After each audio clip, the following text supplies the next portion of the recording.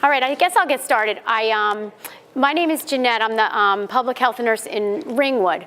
And I work closely with the Highland Success Center, and Rebecca is the nurse up in West Milford. And we sort of, they asked me to come up and share some of the information that I'm sharing with Ringwood residents. And what I'm trying to do is just educate parents on vaping and what to look for and signs like that. I see a couple of kids in the audience, and some of the program is about the effects of vaping, but a lot of it is really what to look for and different things like that. So just to get started, everybody started out, I guess people started out thinking that vaping was a good alternative to cigarette smoking. And so what we're learning as time is going on, that it really isn't as harmless as you think. So, we start with how did we get here? In 2003, a Chinese pharmacist, Han Lick, was credited with the first generation of an e-cigarette as a cleaner, safer way to inhale nicotine as a tobacco cessation resource after his father had passed away from cancer. In 2004, the first generation of e-cigarettes were for sale in China. Then in 2006, the e-cigarettes go on sale in Europe. And in 2012 and 2013, that's really when the United States started to really have industries interested in this as a way of making money.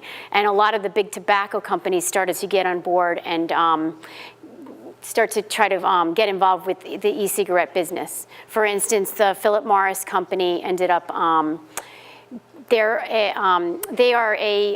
subsidiary is Altria, and Altria is 35% owner of Juul. So the big tobacco companies are buying up stock in these companies and kind of pushing forward the e-cigarette industry. As their industry has been going down, they're pushing this so that they can continue to make a good revenue.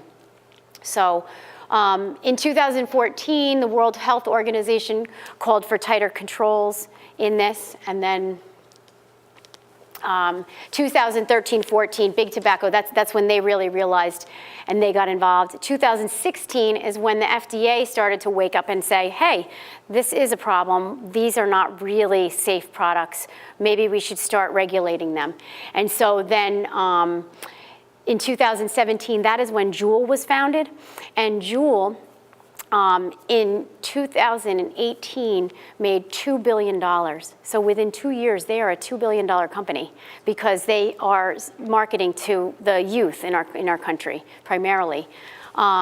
November 2018, the FDA started to address vaping as an epidemic. They didn't recognize this till last November that this was an epidemic for our kids, and it's an epidemic among our youth. So they mandated that the packaging and advertisements had to have label warnings on their products, which now you probably do see that. You see a big white writing on the top, white band across every product. It says this product contains nicotine and is an addictive substance. So in January 2018, the Smoke-Free Air Act was amended to include e-cigarettes. See, for the longest time, e-cigarettes weren't really part of the New Jersey Smoke-Free Air Act.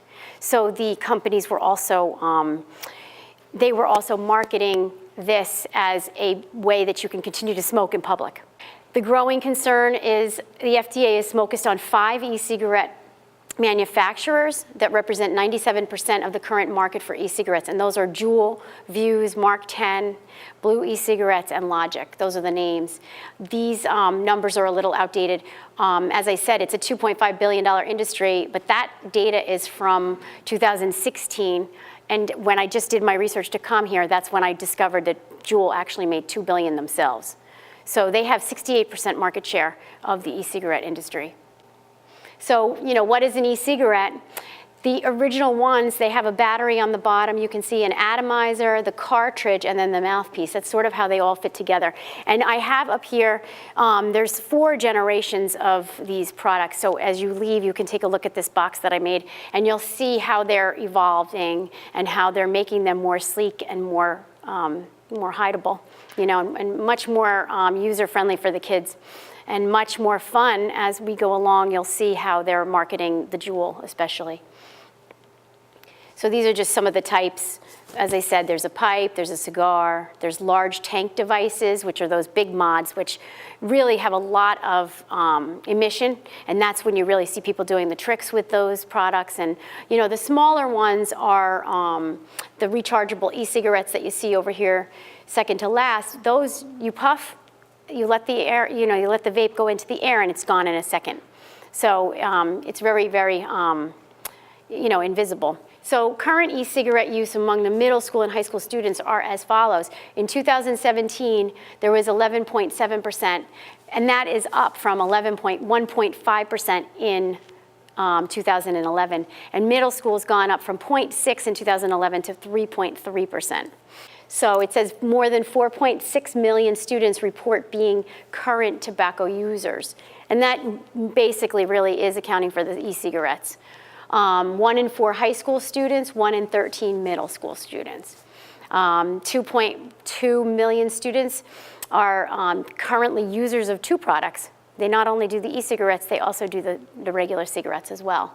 And 2.4 million students report using e-cigarettes. For the first time, e-cigarettes were the most commonly used tobacco product among students, followed by hookah, cigarettes, and then cigars.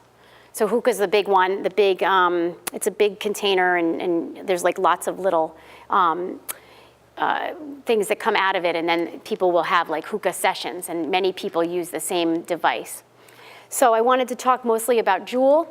Juul, since launching about 2 years ago, has become one of the hottest e-cigarettes on the market. It's become the iPhone of e-cigarettes, and it's gained a cult following of teenagers and young adults.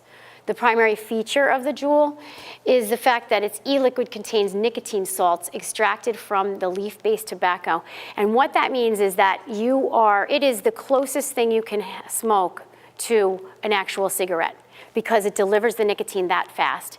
I just did recent research, and it said it gets there 2.7 times as fast as some of the other products. So Juul is a portable nicotine delivery system designed to mimic the physical and sensory experience of a cigarette without looking like one. The Juul has 2 components. There's a bottom part that's the actual device, which includes the battery and temperature regulating system. And then the top part is a little pod, and it has the liquid in there. And that's what you stick into the device.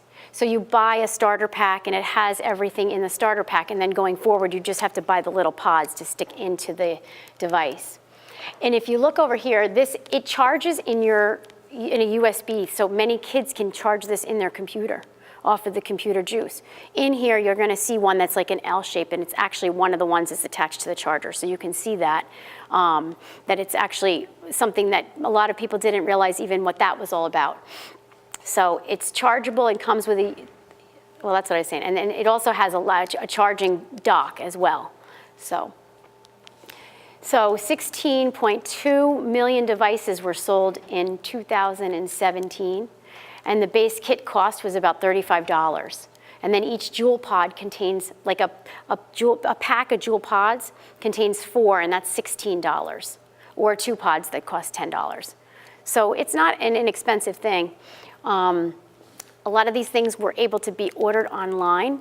Kids were able to go online and order them and have them shipped to their house easily. But now, since the FDA has gotten involved, it's a little less, they're less able to do that. However, I did learn from someone that there is some kind of an app called Wish. And if you use this app, the kids are still able to get this product. So, they're just always one step ahead of the parents. And it's something that you kind of have to, just keep learning about and talking about with each other. Because I learned this from a 6th grader's daughter had done this. A mom of a 6th grader had done this. And she told me the story. And 4 of these things arrived in the mail to her house. So using this app.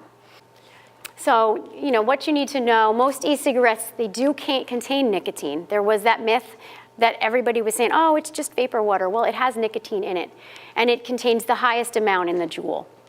1 Juul pod, one of those tiny little Juul pods, has enough nicotine that's equivalent of 20 cigarettes. Now, recently I've been reading they're not really even sure how much nicotine is in here. It's very hard to say whether the nicotine content is comparable to a cigarette, because a cigarette has, say, 9% nicotine, but after it's combusted, it really ends up only being about 1%. Because this is not really combusted the same way, they really don't have a great way of measuring it and comparing it to cigarettes. Even for nicotine replacement, if you had somebody who's vaping and wants to get off of the nicotine, they have a very tough time deciding how they're gonna wean them down using nicotine replacement because of this. So Juul comes in sweet, fruity flavors, which make it especially dangerous. There was some regulation on that. Mango was very popular with the kids, and now the FDA has told them that they have to take that off of the market. But like everything with regulation, it takes time. So it's not so quick to happen. They say we want to do it, but then they don't actually get to it for a lengthy part of time. So the FDA has taken some action. More needs to be done. Like I said, they said they were going to stop the sale of some of the flavors, but they still do have other flavors that are appealing. They have strawberry, chocolate, anything, a lot of different things. So a lot of times, this is just a joke. It says e-cigarette makers are getting rid of the sweet flavors we like, and then the other boy says, that's it, I'm going back to Marlboros. Because what would be the point of juuling over, if they're not going to have the flavor that they like. So youth who used Juul flavor pods in the past 30 days said that they obtained the device in the following ways. 74% were getting it at retail locations, and 52% said it was a social source, and then 6% was the internet. I think that those numbers are changing. I haven't really seen anything, but I was recently even in Wanacue doing this for the kids, and they were telling me that it was very easy to get this at their local convenience stores that were selling it, and that they are selling to kids. So, as a community, that's something that you'd want to get involved with and make sure that that's being regulated by your health department, or, people are checking in to make sure that they're not selling to younger kids. You have to be 21 to purchase it, so they should be IDing them, and that's something that, parents should be hoping that, the health department and the police are enforcing. So nearly 1 in 5 students between 12 and 17 years old have seen Juul used in school. A lot of kids are around kids that have these products. We were just talking, sometimes there's kids with it and they're selling hits in the bathroom, trying to get, you can have 3 hits for $5 is what I was told. And, there's different ways of the kids even trying this without your knowledge. So these are alternative brands, which are also in the box. Now there's the Sorin Drop is the first one, and that's the shape of it. And if you look down at number 4, the 4th one is the original Sorin, that's a square. So they don't look like much, you don't really know. I mean, part of this is me just being here to tell you what to look for. These are other, the Fix Vape Kit, that's also in here, if you want to see that. That's like a triangle thing, and the thing is if you just even see, I disconnected the caps from the pods, and if you were to find one of these pods in your home, you'd say, hey, what is going on? What is this? Maybe you wouldn't have thought anything of it if you didn't really know to look for it. So then there's the Mod Kit here and the Fit Kit. So as I had said originally, when they did the e-cigarette advertising, they were trying to appeal to smokers to get them to come over to this side and start doing this because they could break the rules. They could continue to smoke in public against that New Jersey Smoke-Free Air Act. So that's what the ad is showing you, that she's standing there in front of that, but she's still able to do it. And then this one was from Blue. Why quit? Switch to Blue. That's what they were trying to encourage at the time too. So that's really what the original advertising was. So here's another cartoon. It says marketing to kids, don't be ridiculous. And he's standing in front of bubblegum flavor, chocolate chip, cookie, and Banky flavor. So it's sort of just a little bit of a joke. And then these are the ways that they're marketing to your kids online. We know that they really love YouTube. So you have all these people online who are teaching the kids how to do tricks with the smoke, teaching them where to hide my Juul. And it's all fun and games, but what I have learned is that those people that are doing these things have a lot of followers, and those companies are paying them to do this. So they're getting free advertisement in a mass scale And they really only have to pay one person with a lot of followers who is able to do all these tricks with the vapes to get the kids to say, oh, that looks cool, let me try that. You know, so, and best hiding spots, I mean, there's lots of things you can learn about it if you're online enough and really looking. So the kids are really kind of enticed by this. So, and here's just a few more advertisements. You know, they're all young people, you know, looking like they're having fun, you know. And so this is, why are they appealing to teens? It's curiosity, it's taste, it's the belief that e-cigarettes are less harmful than other tobacco products, and then it's the marketing. If you look here, these are skins that go over the jewel. So it's just like an iPod case. They're trying to make that even look, they're trying to, you know, make more money by making that even look more fun and more, you know, unidentifiable to their parents as well. So, and then you can see it's all those different flavors on the top that these things come in. Youth who are exposed to e-cigarette advertisements are more likely to use the products than the youth that are not exposed. It seems like it's everywhere, so our kids are really, you know, inundated with these types of advertisements. E-cigarettes are now the most commonly used of tobacco in the youth in the United States. And then, as I said, dual use or use of cigarettes and conventional cigarettes by the same person is common among youth and adults 18 to 25. So what do teens say that's in their e-cigarette? You know, it says that they're saying just flavoring. 66% of the kids think that it's just flavoring. But 13.7 don't know, 13.2 say nicotine, and 5.8 say marijuana. Now, just to touch on the marijuana, you can get THC and put that into some of these devices. There's a specific one called a dab pen, which looks very much like the second generation, and they can put the THC in there. And the other thing I've heard is that those pods that go in the jewel can be altered to have the THC put in there as well. So when, I mean, I guess it's in West Milford as well as in Lakeland, when children are caught with a vape device, they are immediately drug tested because they want to see what it is they're smoking. And here we are at, like, what is in an e-cigarette? Most people don't even really know. Initially, we didn't really even know what was in it. They're saying that it's safer. And that's where the kids get confused too.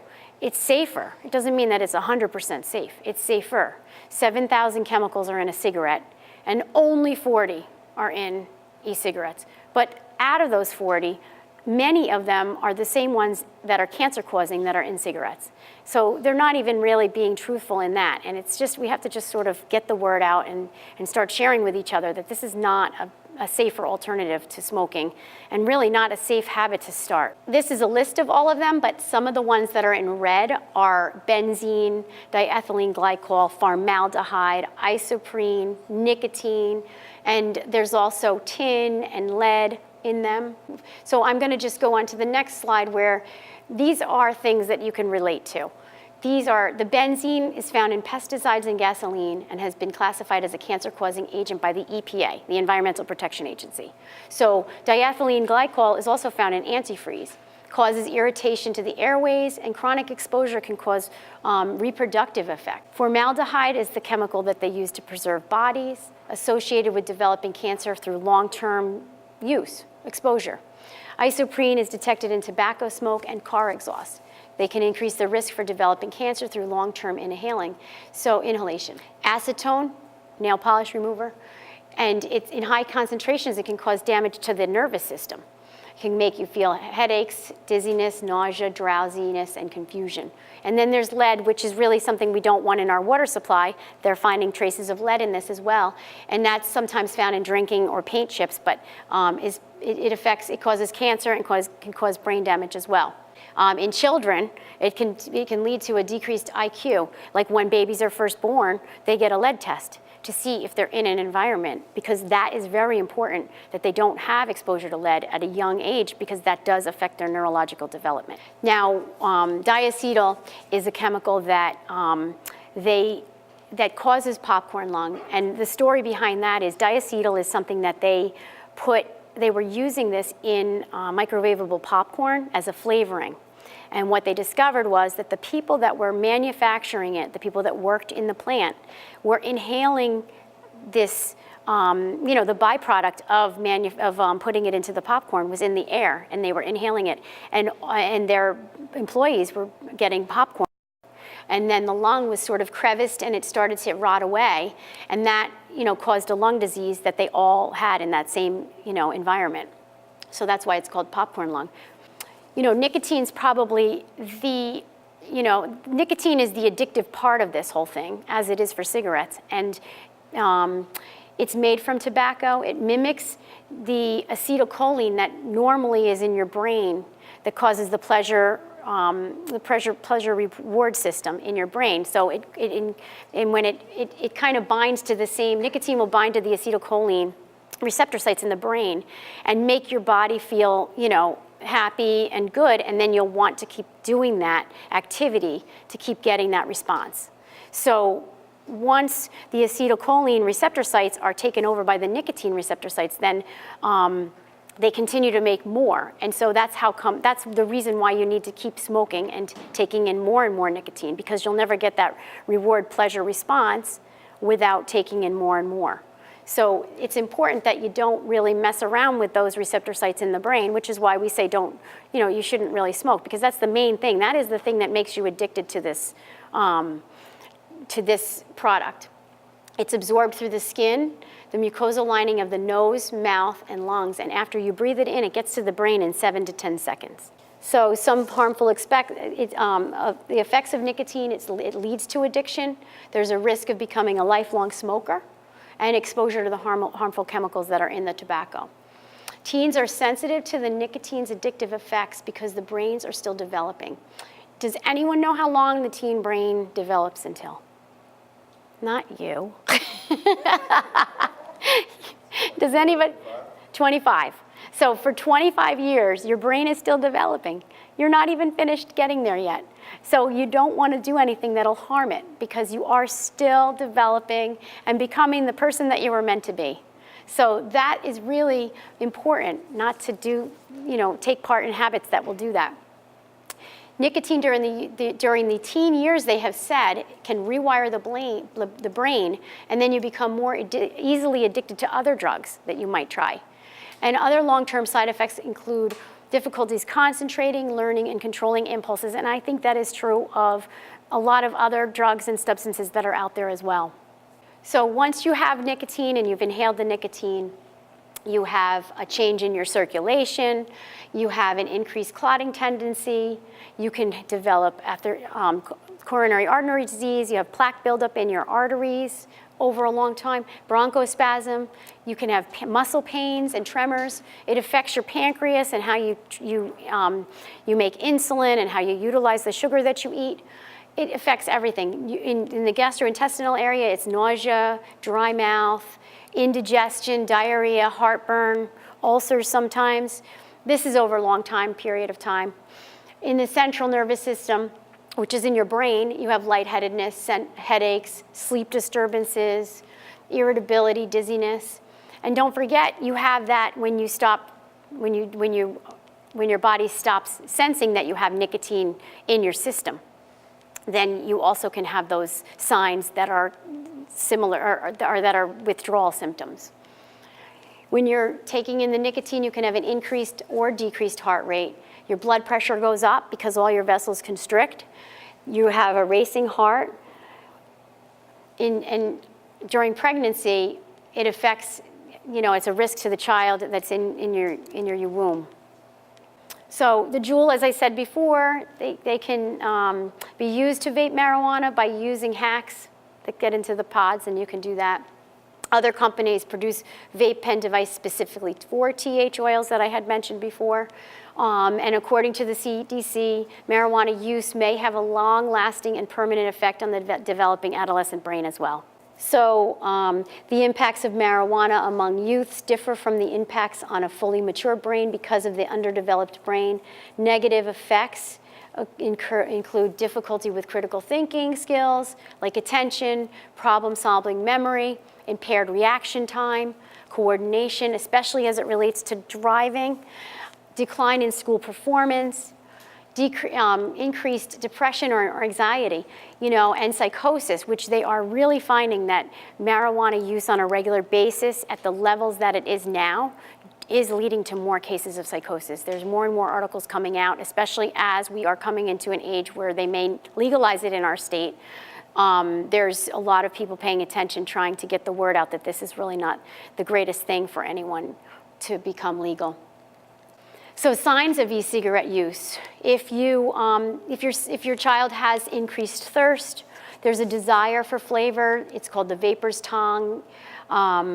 There's nosebleeds, there's acne, cutting back on caffeine, pneumonia, like if they have a respiratory infection. Pneumonia is kind of unusual in kids that are healthy. So if they have this, illness, that might be something. And then finding unfamiliar pieces and USB drives and battery chargers and spare parts. That's why I put that in there, because you might just say, oh, that's a phone charger, or that's for their computer. They're all different shapes. So taking the next step would be talking to your teens. Before you start to talk, know the facts, set a positive example by being tobacco-free if you can, or at least try to quit. It's interesting because I've met a couple kids who actually would like to quit, and they can't because they are in high school and their parents don't even know, and there's no resources out there. So we're trying to, at a health department level for myself, I am trying to get some people at Chilton to listen and maybe kind of come up with a plan for people that want to legitimately quit, and they're really young. Like, you don't really hear a lot of, the New Jersey Quit Line really will counsel them, but they can't do anything in the way of nicotine replacement or just, it's mostly geared towards cigarette smokers. Everything's towards cigarette smokers, not vapors. So it's something that's going to come down the pike. So, be patient, allow yourself to have an open conversation with your teen, start it casual, set firm expectations for your teen to stay tobacco-free.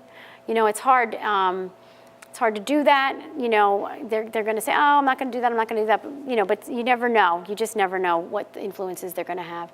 Text with your teens can be a great way to keep the conversation going. Sometimes that's better because then they can just read it and think about it. That's what they're saying.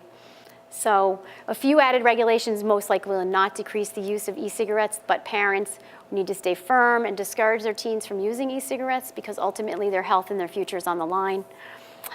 Keep yourself informed of the latest news and development on e-cigarettes and continue communicating with your teen on your findings.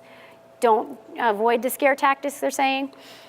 They don't usually work. Facts are better. And I have to say, I started doing this 3 years ago, and the amount of information that's available online is so much more than it was 3 years ago because people are really, there's so many resources out there. You have to go to reputable ones.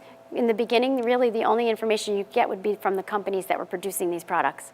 So it is interesting because now the CDC and the National Health Institute, those are reputable sites that really can give you an up-to-date picture of what's going on. There's also a lot of anti-vaping sites as well. Share techniques that your teen can use to overcome peer pressure. These are just parenting things for any type of issue, really. So, and model healthy coping skills for teens, such as talking after a long, stressful day, or going for a walk, or doing something else other than, relying on this. A lot of kids are stressed and they have anxiety, and people tell them that by doing vaping e-cigarettes or smoking marijuana, that these are ways of coping. And, we have to kind of do a better job of teaching them better coping skills. So the myth, e-cigarettes are safe. We talked about that. They're not. We know that they're not because of all the chemicals that they have. Okay, so, we did say that too. E-cigarettes don't have nicotine. We did talk about how they do have nicotine and how that is the addictive part of the e-cigarette.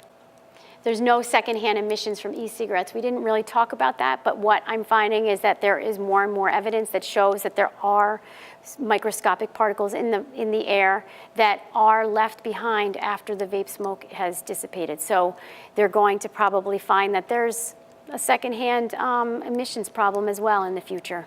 It's just that this is such a new thing. There's not a lot of research. Even everything that we're talking about now, it's not like we can look up an article or two or a research study. There's not been enough time for that. And then you can see how they're marketing to your kids. from what we've shared before. The e-cigarettes are marketed to the kids. We want to make sure that we just kind of send the right message that this isn't really a habit that we want them to partake in. All right. Well, I hope you found this helpful. And if you have any other questions, I'm at the Borough Hall in Ringwood. You can always look us up and call or ask.